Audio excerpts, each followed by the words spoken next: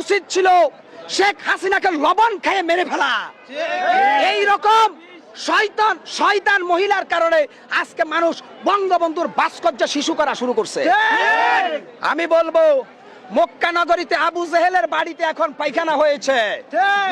শেখ হাসিনা সহ আওয়ামী লীগের প্রত্যেকটা ফ্যাসিজমের বাড়িকে আন্তর্জাতিক টয়লেটে পরিণত করা হবে। সত্যের পক্ষে জিহাদ করব, অন্যায়ের বিপক্ষে কথা বলবো, প্রয়োজনে ফাঁসির মঞ্চে দাঁড়াবো। এই কথাটা আমি শিখেছি আল্লামা দেলোয়ার হোসেন সাইদির কাছ থেকে। মুসলমান বারবার মরে না, মুসলমান ইমানের সহিত একবারে মরে। অতএব আওয়ামী লীগ বারবার মরবে, ছাত্রলীগ বারবার মরবে, যুবলীগ বারবার মরবে, আর যারা রাসূলের সৈনিক তারা কালেমা তয়্যিবা পড়তে পড়তে একবারে মরবে। আমরা হিন্দুত্ববাদের দালাল নই, আমরা 30 লক্ষ শহীদের উত্তরসূরি। আমরা বঙ্গবন্ধুর পূজারী নই, আমরা লাখো শহীদের বক্তা এবং শ্রদ্ধার আসন নিয়ে বেঁচে আছি। শেখ হাসিনা এই জোর করে বঙ্গবন্ধুকে আমাদেরকে সম্মানের পাত্র বানিয়েছে। আরে ভাই, বঙ্গবন্ধু ফেরেশতা ছিল না। শেখ মুজিবুর রহমান বাংলাদেশে বাকশাল কায়েম করেছে। বঙ্গবন্ধু আল্লাহর ওলি ছিল না, বঙ্গবন্ধুর ভিতরে ক্ষমতার লোভ ছিল। আল্লাহ বলছে লোভে পাপ, পাপে মৃত্যু। মাওলানা আব্দুল হামিদ খান ভাসানী ছিলেন বাংলাদেশের মজলুম জনতার নেতা। হোসেন শহীদ সোহরাওয়ার্দী ছিলেন বাংলাদেশের মানুষের নেতা। শেখ হাসিনা সকল নেতার ইতিহাস মুছে শুধু তার বাবার ইতিহাস আমাদেরকে শিখাইছে। শেখ হাসিনা আমাদের কোমলমতি শিক্ষার্থীদেরকে পাঠ্যপুস্তকে শুধু শেখ মুজিবের পূজা অর্চনার ট্রেনিং দিয়েছে, সঠিক ইতিহাস জানতে দেয় নাই। আজকে কেন বঙ্গবন্ধুর 32 আজকে মাটির সাথে মিশেছে? এটা ছিল শিরকের স্থাপনা। ধানমন্ডির 32 নাম্বার কি আল্লাহর ঘর ছিল নাকি মিয়া?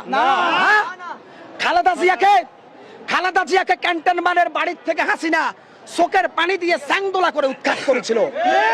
তখন কি মজা লেগেছে আওয়ামী লীগ? আমরা ভুলে যাই নাই। খালেদা জিয়ার বাসার সামনে 14টা বালির ট্রাক দিয়ে খালেদাকে অবরুদ্ধ করে রেখেছে। এদেশের মানুষ ভুলে যায় নাই। খালেদা জিয়ার বাসায় বিদ্যুতের লাইন কেটে দিয়ে, পানির লাইন কেটে দিয়ে, গ্যাসের লাইন কেটে দিয়ে একটা 3 বারের প্রধানমন্ত্রীকে এক ধরনের জিম্মি করে অন্ধকারে রেখেছে। আমরা ভুলে যাই নাই। নৌ পরিবহন মন্ত্রী শাহজাহান খান খালেদা জিয়াকে সরাসরি হত্যার হুমকি দিয়েছে। ইতিহাস কখনো মিথ্যা প্রমাণ হবে না। শেখ হাসিনা সিলেটের ইলিয়াস আলীকে মেরে যমুনা নদীতে ভাসিয়ে দিয়েছে। ইতিহাস কখনো মিথ্যা প্রমাণ হবে না। শেখ হাসিনা 15 বছরে এই বাংলাদেশে 5 লক্ষের উপরে মানুষ হত্যা করেছে। এরপরে শেখ হাসিনা এদেশের মানুষের কাছে ভুল স্বীকার করে নাই। সে দিল্লিতে বসে বসে, নরেন্দ্র মোদীর কোলে বসে বসে আমাদেরকে এখনো দেখেন আমার হুমকি দিচ্ছে। যার জ্বলন্ত আগুনে সারা বাংলাদেশের ছাত্র জনতার হৃদয় রক্তক্ষরণ হওয়ার কারণে 32 নাম্বারকে মাটির সাথে ধুলে মিশিয়ে দিয়েছে।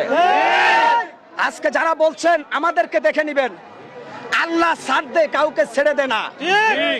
আপনারা আমাদেরকে দেখে নেওয়ার আগে আপনাদের আমসালা আগামী দিনে পুরোটাই গুটিয়ে যাবে। আর একটি কথা বলবো, সব সময় বলে, টাইটানিক জাহাজ আটলান্টিক মহাসাগরে ডুবেছে, আর শেখ হাসিনার নৌকা ছাত্র জনতার রক্তের সাগরে ডুবেছে। এই নৌকা কিয়ামত পর্যন্ত আর জেগে উঠবে না। সাধারণ বিপ্লবী জনতাকে বলবো, ভয় পাবেন না। দেলোয়ার হোসেন সাইদির ভবিষ্যৎবাণী আস্তে আস্তে মিলে গেছে। আওয়ামী লীগের শাস্তি কেবল শুরু হয়েছে, এখনো শেষ হয় নাই। ইতিমধ্যে হাসিনার ক্যান্সার ধরা পড়েছে।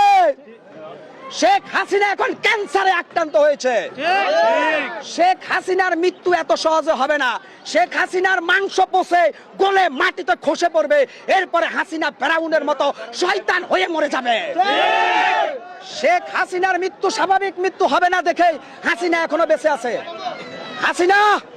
হাসিনা এদেশের প্রশাসনের মেরুদণ্ডকে ভেঙে দিয়ে বাংলাদেশের প্রশাসনকে চাটুকার বানিয়ে রেখেছিল। হাসিনার কারণে আজকে বাংলাদেশের পুলিশ মাজা ভাঙ্গা বাহিনীতে পরিণত হয়েছে।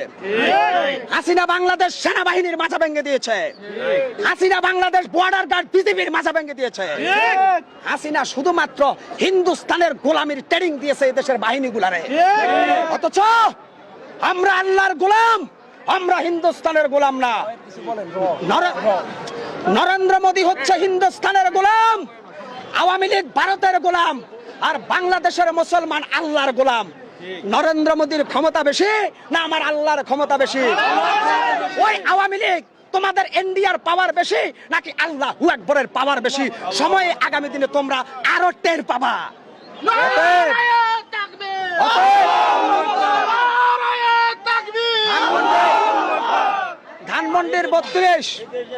ধানমন্ডির 32 ভাঙ্গার কারণটাকে, ধানমন্ডির এই 32 নাম্বার বাড়ি ভাঙ্গার কারণ হচ্ছে হাসিনা আমাদের কাটা গায়ে লবণের ছিটা দিচ্ছে। এরপরে জনগণ শপথ করেছে হাসিনার কোন অস্তিত্ব, কোন প্রতিচ্ছবি এই বাংলার প্রতি ইঞ্চি জমি থেকে মুছে ফেলা হবে।